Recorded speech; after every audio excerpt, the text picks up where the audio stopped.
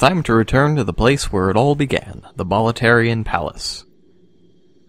Oh, it seems like just yesterday when we destroyed that massive pile of unpleasantness and spears.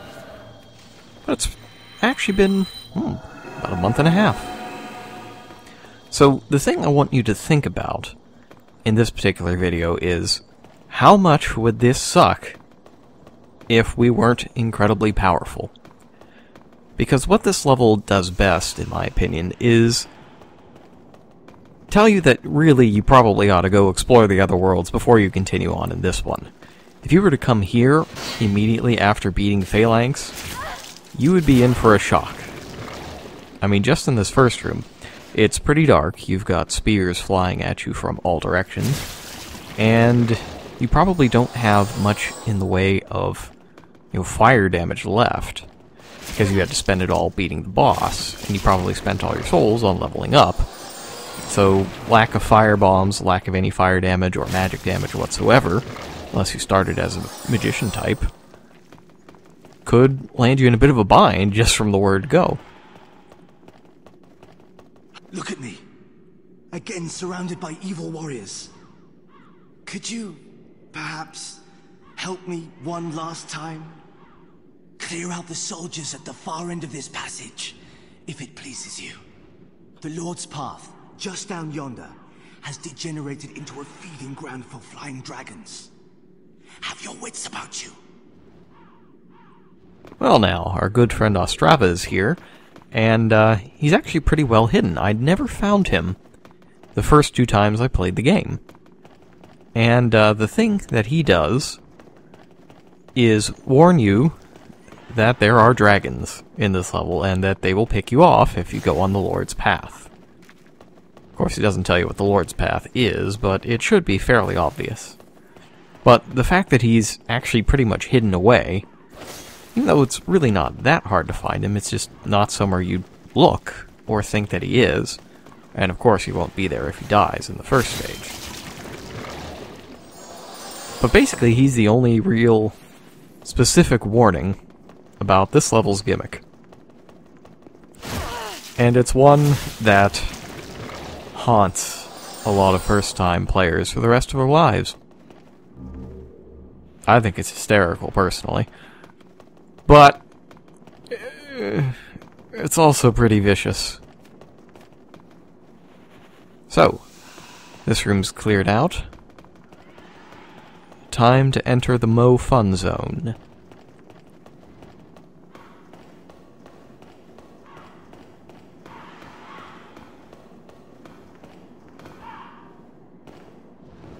Let's find out how this gentleman died. Sorry, my ridiculous hat's in the way. I guess we won't find out how he died. But it seems he got about halfway across the bridge before it happened. Charred bodies. I think I have a guess. Pretty sure everybody out there does too. Yeah. Dragon. So, generally what happens the first time you come here is you see the burnt bodies, and you're like, okay, yeah, whatever. And then you try to walk across this bridge and the dragon gets you. Well, today I'm going to fight back. This dragon will haunt no one ever again.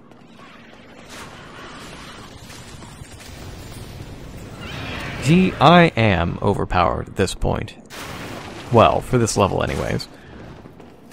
Things would be a lot more threatening if I didn't have so much defense, or any equipment, or any cool stuff, or any upgrades whatsoever. Which is the state you'd be in if you came here straight after beating Phalanx. But I have all those things, and I'm going to use them to take out this dragon. Hold, please.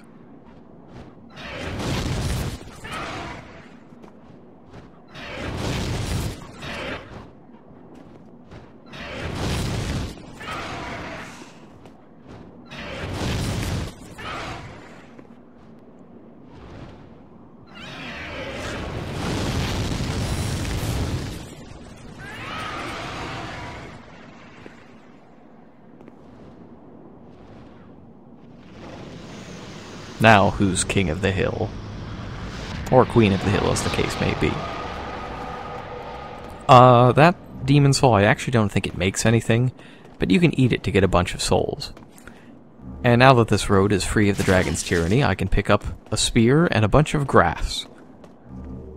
So well worth it. Actually, the real reward is killing off the dragon. It's immensely satisfying.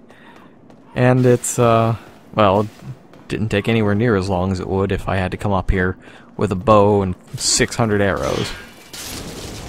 So the other thing that we're going to do here is give our épée rapier from the last stage a good workout.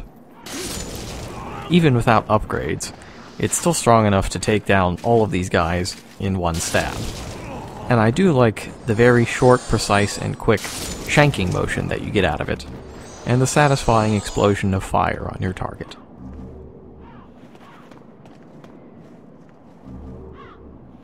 Its real worth will be seen later on, but for now, it's still a pretty good weapon because you fight a lot of soldiers. It's not so good against dogs, though.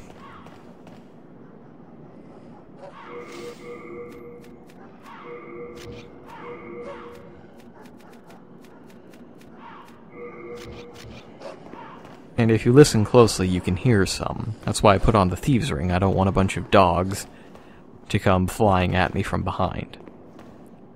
So our buddy Ostrava is this way. But there are, as he mentioned, some soldiers between him and freedom. Why they haven't just gone to get him, because he's not blocked off in any way, is beyond me.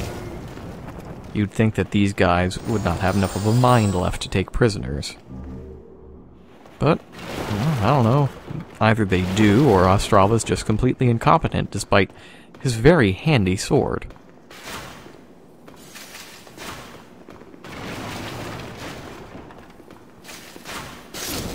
It's very interesting how they had that barrier set up. It seems like it's supposed to be something for archers to stand behind and shoot from, not something to keep you there while archers shoot through it from the opposite.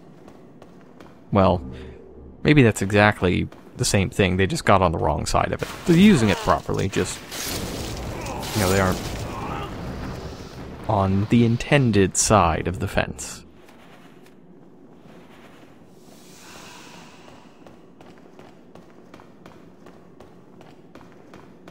Here's our buddy. Thank you. That makes twice. Thanks to you, I can now forge ahead. This is a token of my gratitude. Please accept it.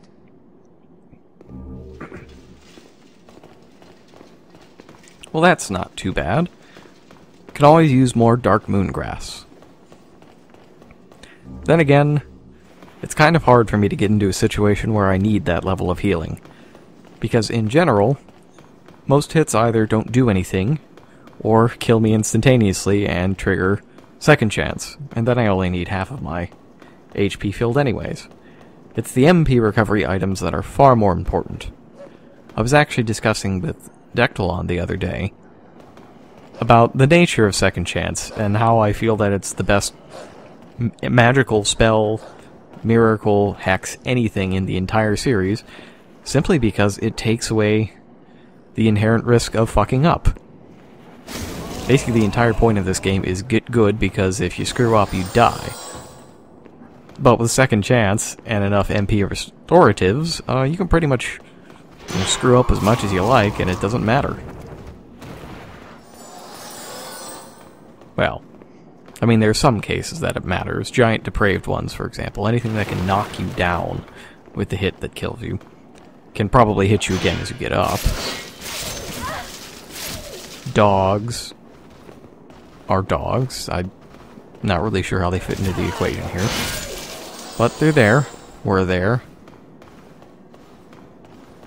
And they are keeping another friend down here.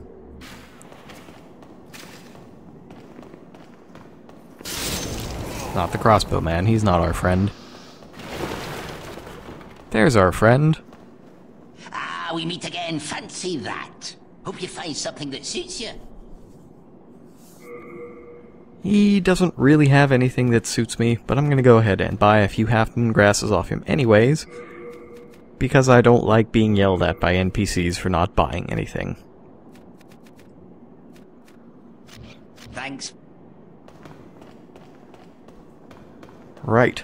Moving on, we need to get back above ground. This underground passage lets you skip an entire segment of a dragon trying to kill you, making it extremely handy. Of course, without the dragon around, the passage loses its meaning. But also, without the dragon around, the main path becomes, I wouldn't say more difficult, but a different challenge presents itself, as it would if you were just running away from the dragon the whole time.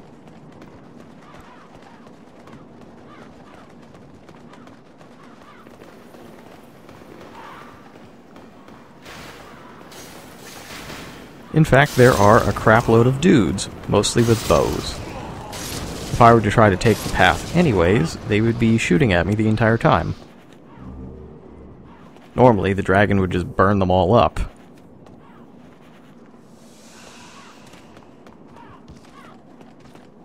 Maybe not those ones, though. I can't quite remember exactly what the dragon's path is, but I think it might stop at this cart, leaving those bow guys to get you regardless.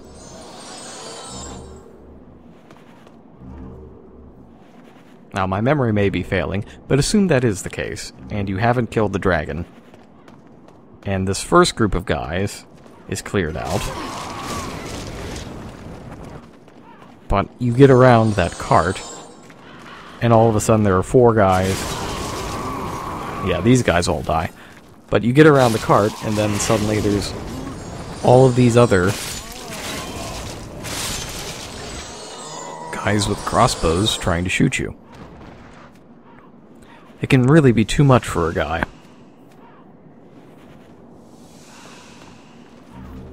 That's when you put down the message, "I can't take this."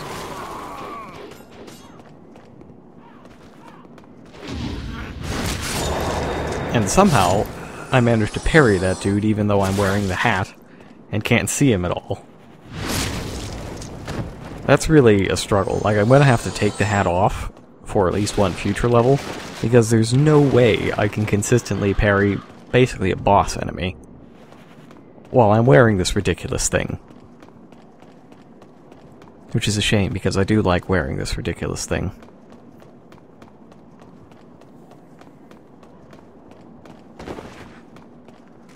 Just looks funny when you roll, just kind of flops off to the side.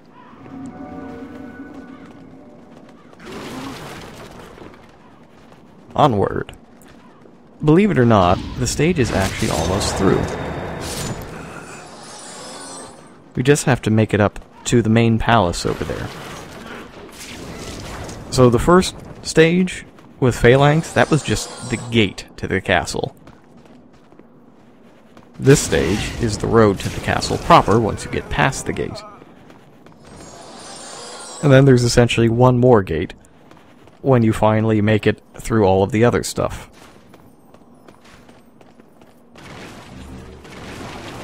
And of course, high above, there are more archers. And there's also archers here. And behind the archers is a Blue-Eye Knight. And behind the Blue-Eye Knight is another Blue-Eye Knight. Just imagine trying to do this place as a complete noob.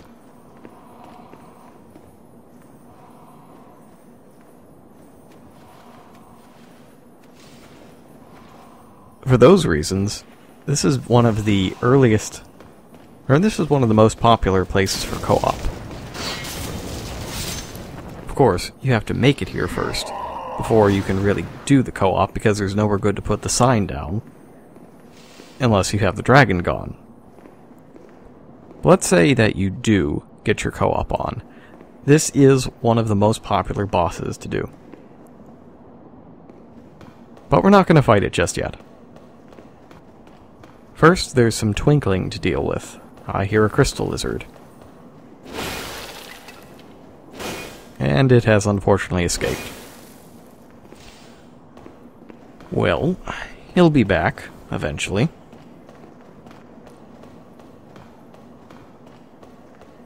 And, just for the sake of completion, let's head all the way up to the top. There are a couple of treasures up here, and these jerks that were shooting us from up above.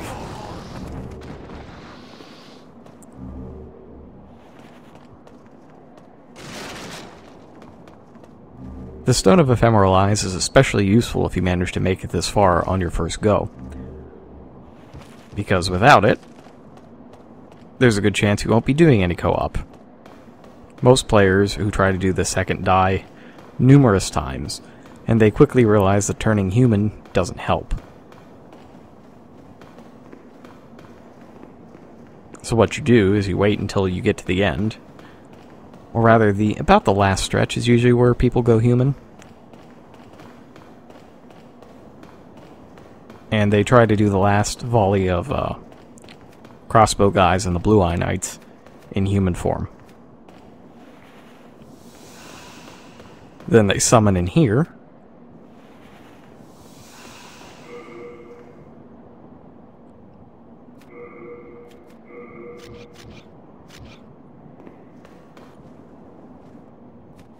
And then they go on to this.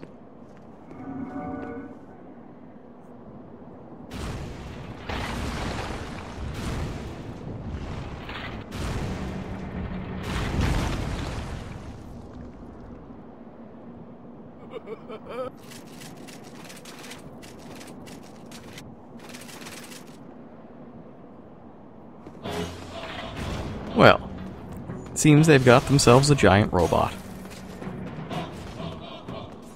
The first thing to do when you come in here is run away. This applies whether you have friends or not. Because there's not 1, not 2, not 3, not 4, not 5, not 6, however that LeBron James speech goes. There's about 8 to 10 crossbow archers up here. Can never remember the exact number, but I do know that the number needs to be 0 before you start trying to fight the Tower Knight proper. Of course, he never stops trying to fight you. He's not just a physical powerhouse. He fires magic lances at you wherever you are.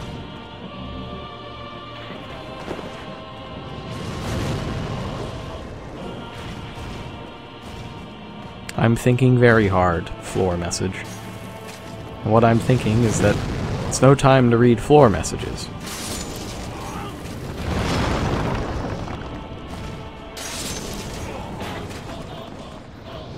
That's right, that floor message has it right. Of course, why anybody would put a message down, I mean, I guess they did it after the fight, just to be funny. But trying to put a message down mid-fight is basically suicide. Alright, that's all the crossbow guys down. Now let's see what our magic can do.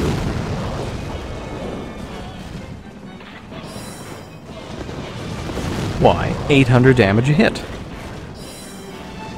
That's pretty formidable and far more than I think you'd get pretty much ever.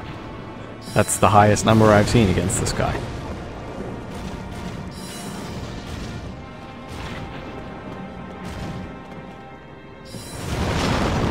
So, the best way to avoid this guy is a lot of rolling.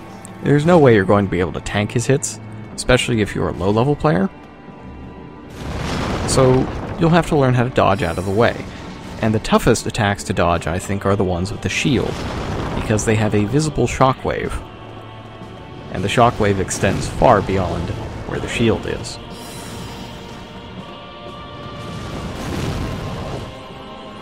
So, of course, because I feel I'm effectively invincible, due to second chance, I'm gonna go and take off the other half of his life from melee range.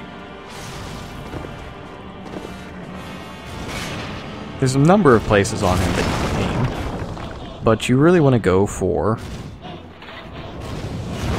the legs. Oh, I guess that was only 300 damage, but not 800. It's kind of hard to tell. 3s and 8s look a lot alike.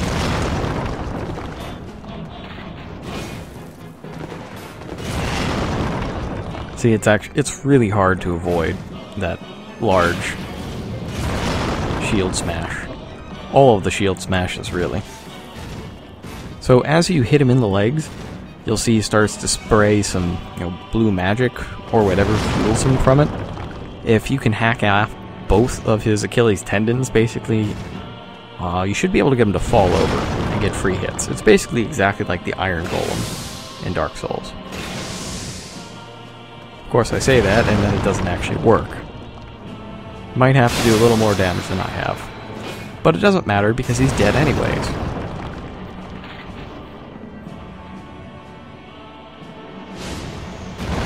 Now, normally I would just continue on, but we cannot continue in the Bolitarian Palace until we defeat the final boss of one of the other stages first. So look forward to that next time